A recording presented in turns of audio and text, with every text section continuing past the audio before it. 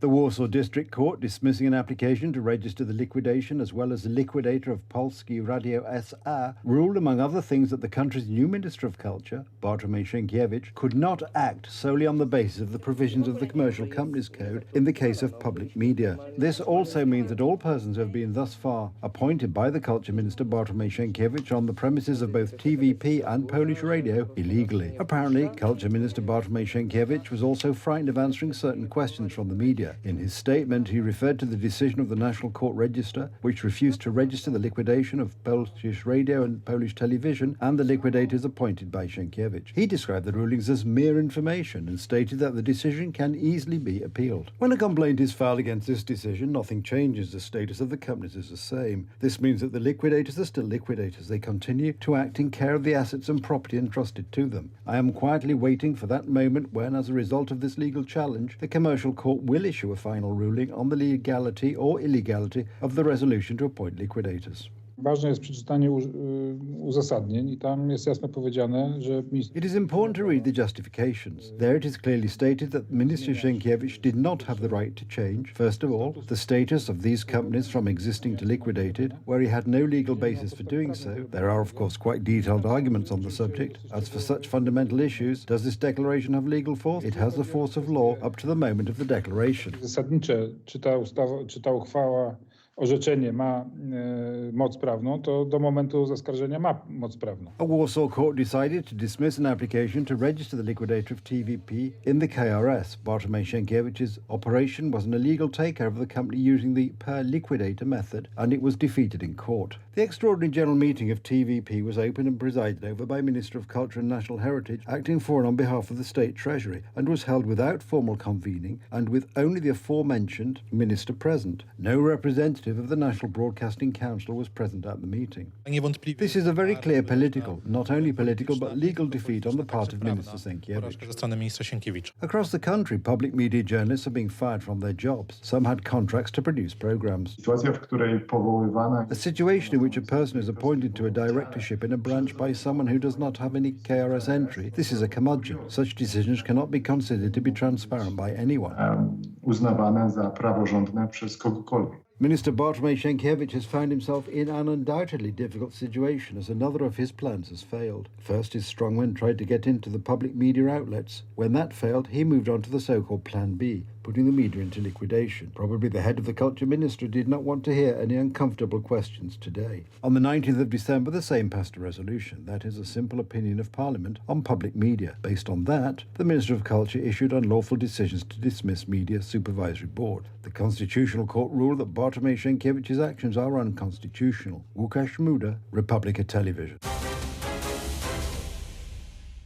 Daily protests and appeals are having no effect on the actions of the government, which is still holding Marish Kaminsky and Maciej Wąsik in prison. The 13th of December coalition wants to force the president to pardon them again, which would provide an excuse to undermine Andrzej Duda's decisions of recent years. The tragedy of this situation is described by the president in an interview with Super Express. The head of the president's office explains that the president will make decisions after receiving an opinion from the Attorney General, Adam Bodnar. With the details, Adrian Borecki. Justice Minister Adam Bodnar still has not decided to release Marish Kaminsky and Maciej Wąsik, despite an appeal by President Andrzej Duda to start the pardon procedure. The head of state makes this clear. My pardon is in effect all the time. In my view and in the view of the Constitutional Court, it was permissible. But I am primarily interested in effectiveness. The most important thing is that Marish Kaminsky's life and health above all should not suffer. Today, Marish Kaminsky is in a very difficult health situation. He is leading a hunger strike all the time. Maciej Wąsik is also on hunger strike. I would like this to be stopped. If it can be broken only by me simply pardoning them again, simply to save them, I will do it. I will do so being fully aware of the tragedy of this situation. Also for the office of the President of the Republic, with full awareness. How are these words interpreted by Tusk's government coalition deputies? Thus, Mr. Duda admitted that by pardoning these criminals in 2015, he himself broke the law. And what do the constitutionalists think? In no way can it be said that there has been a violation of the Constitution, as there were various possible interpretations of the Constitution here. różne interpretacje. The situation is difficult for the president because the current government wants to undermine all his decisions. Despite the announcements, President Andrzej Duda will immediately pardon Marish Kaminsky and Maciej Wąsik because he is still, according to the law, waiting for the actions of the Minister of Justice, the head of the presidential office explains. Pardon proceedings are underway. President Andrzej Duda will make a decision immediately after receiving the opinion of the Attorney General. Mr. Bodnar, by delaying and not releasing the MPs from prison, is endangering their lives and health. If the president was such a great friend of this knight without blemish, Marish Kaminsky, as he says he is, then he would pardon him right away and do it according to the law at last. And so we have a Brazilian series in which it seems to the president that he will succeed in making these two gentlemen into Piso saints. W którym wydaje się panu prezydentowi, że uda mu się zrobić z tych dwóch panów. If those in power had recognized the 2015 pardon, there would be no problem today. My stoimy na stanowisku, że to prawo... We stand by the position that this right of clemency has been in effect all along with regard to MPs Kaminsky and Wąsik, that the Speaker of the Sejm also unjustifiably revoked their parliamentary mandates. Marszałek Sejmu... Only that the desire for political revenge is stronger. This caused Donald Tusk to criticize Antony Mężydło, a senator of the Civic Coalition of the previous term. This issue is political, so Kaminsky and Wąsik are political prisoners. Only someone who does not observe the situation of the country might not notice it. Rather, we should be calming down internal dispute, and nothing is being done in this direction. They should be released from prison for this very reason. Everything should be done to prevent a mishap. I hope that Donald Tusk also understands this. This is another person who confuses political prisoners and politicians in prison. So please tell former Senator Mężydło that Mr. Kaminsky and Mr. Wąsik are not political prisoners, while Kaminsky and Wąsik are politicians in prison, and probably not the first and not the last. Pierwszymi i nie ostatnimi na pewno. Mają świadomość, że te działania są działaniami... They are aware that these actions are extra-legal actions, but they are somehow, in this strategy, intended to lead to the appropriation of more areas of the state through such chaos, through the anarchization of public life. Kolejnych obszarów państwa. Such anarchization is the attempt to undermine presidential decisions made since 2015. In the campaign, Donald Tusk said outright that he does not recognize the choice of more than 10 million Poles. For me, yes, in my heart, the president is Rafał Trzaskowski. For me, the president of the republic in this moral dimension is Rafał Trzaskowski. The president is Andrzej Duda, so that doesn't please Tusk. That's why he wants to put the head of state before the state tribunal, as he promised in the campaign in the so-called 100 concrete promises. Will you implement this concrete promise in the case of Mr. President? If in the course of our activities it turns out that Mr. President has broken the law, we will implement this concrete promise.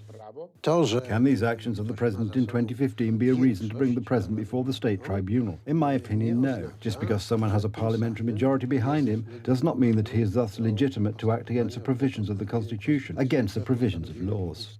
And this is something of which those in power should remind themselves. Adrian Borecki, Telewizja Republika. In his first visit to neighbouring Ukraine as Prime Minister, Poland's Donald Tusk paid tribute to those killed in Ukraine's defensive war against Russian aggression, and then held talks with Ukrainian President Volodymyr Zelensky and Prime Minister Denis Shmyhal. Today is Ukraine's Day of Unity. This public holiday, established in 1999, commemorates the anniversary of the signing of the Act of Unification of the Ukrainian People's Republic with the West Ukrainian People's Republic on the 22nd of January 1919. During his official visit to President Volodymyr Zelensky, Tusk delivered a message of friendship. Both leaders pledged to tackle a thorny political dispute that had hampered their critical wartime alliance and boost defence cooperation as Russia's invasion grinds towards its third year. Warsaw became a key ally for Kiev as it sought Western financial and military support against Russia, but relations deteriorated in recent months when blockades at the border damaged Ukraine's economy. Both leaders hailed plans between their countries for joint arms production, and Zelensky said on X that they had discussed a new form of cooperation aimed at larger-scale arms purchases for Ukrainian needs. He did not give details. Z wielkim zadowoleniem przyjąłem też deklarację pana prezydenta, że będziemy With great pleasure, I received the President's declaration about the fact that we will build joint enterprises. We are going to invest in companies in Poland and Ukraine which will manufacture and function for the benefit of our defence capabilities in Poland, Ukraine and the whole of Europe. This will be a very profitable business for both sides. I całej Europy. I będzie to także bardzo opłacalne biznesowo przedsięwzięcie dla obu stron. The new Polish Prime Minister also reiterated Poland's commitment to support Ukraine on its road to both EU accession and NATO membership. This, despite some who seem to be turning their backs. Tusk made the comments while speaking to students at the prestigious Kiev Mohyla Academy with Ukrainian President Volodymyr Zelensky. My znajdziemy w Europie sposób na to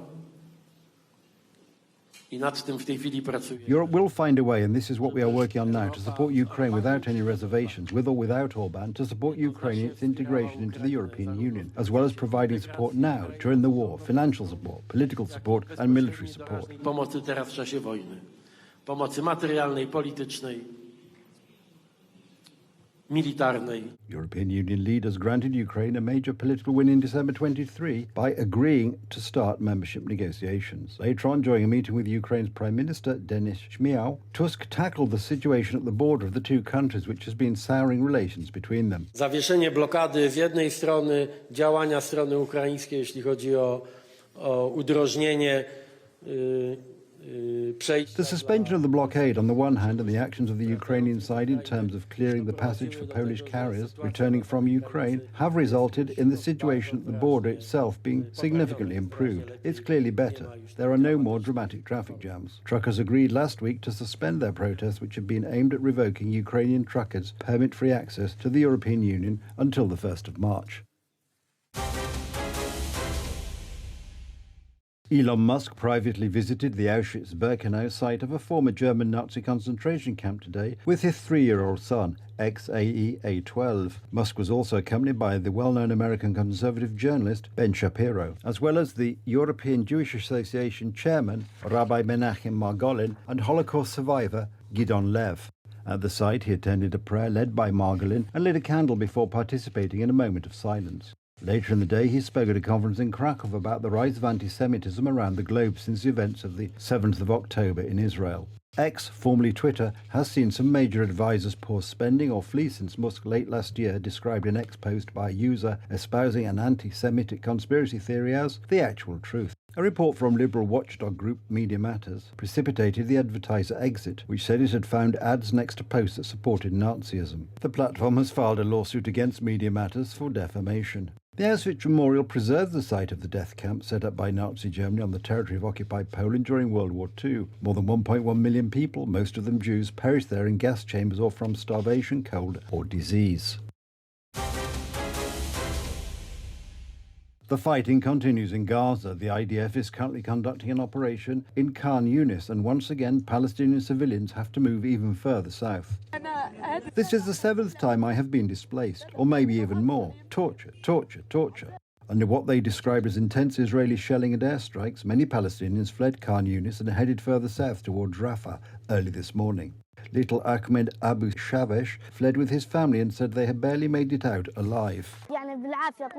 We hardly made it out of the university under the shelling. We didn't expect the tanks at the university's gates. We hardly made it out. Every day I see children die. Every day children die. Many of my friends died last night at Al-Asqa University. Most of the Gaza Strip's 2.3 million people have since been displaced from their homes. With large areas razed to the ground and hospitals and humanitarian agencies struggling to cope, Palestinians are describing dire conditions. Many also say that although they are thankful for the humanitarian efforts, they need safety much more now than they do bread. Israeli forces and Hamas fighters clashed in several places, from Jabalia in the north to Khan Yunis in the south, the focus of recent Israeli operations. Israel said its troops had cleared much of northern Gaza of Hamas's military network, and more than 1 million residents of that enclave have moved south to flee the bombardments. Fighting, however, has continued in the Jabalia refugee camp and other areas around Gaza City. The Hamas-run Gaza health ministry said 25,105 Palestinians, many of them women and children, had been killed, and 62,681 have been wounded in Israeli strikes since the 7th of October. It does not differentiate between civilian and militant casualties.